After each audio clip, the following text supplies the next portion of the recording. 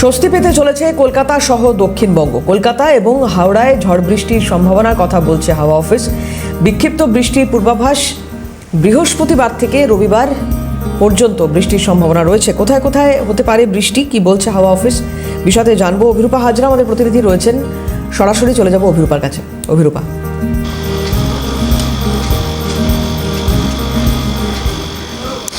দেখো, তীব্র ঘাম, গরম, অস্বস্তিকর পরিস্থিতি থেকে খানিকটা হলেও মুক্তি পেতে চলেছে কলকাতা এবং দক্ষিণবঙ্গে। এর আগে উত্তরবঙ্গে টানা বৃষ্টি হয়েছে, ফলত উত্তরবঙ্গবাসী খানিকটা হলেও স্বস্তির নিঃশ্বাস ফেলেছেন।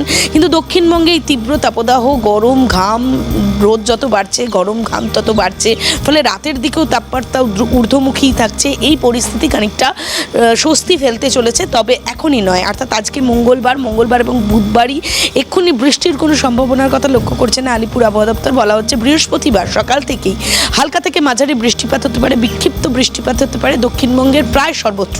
কলকাতা, উত্তর চব্বিশ পরগনা, দক্ষিণ চব্বিশ পরগনা, হাওড়া, হুগলি এই জেলাগুলোতেও বৃষ্টিপাতের সম্ভাবনা রয়েছে বলেই জানাচ্ছে আলিপুর আবহাওয়া দপ্তর। এবং আলিপুর আবহাওয়া দপ্তর সূত্রের খবর, এরই সঙ্গে 30 থেকে 40 কিলোমিটার বেগে, কোথাও কোথাও 40 থেকে 50 কিলোমিটার বেগে ঝোড়ো হাওয়া বওয়ার একটা সম্ভাবনা রয়েছে।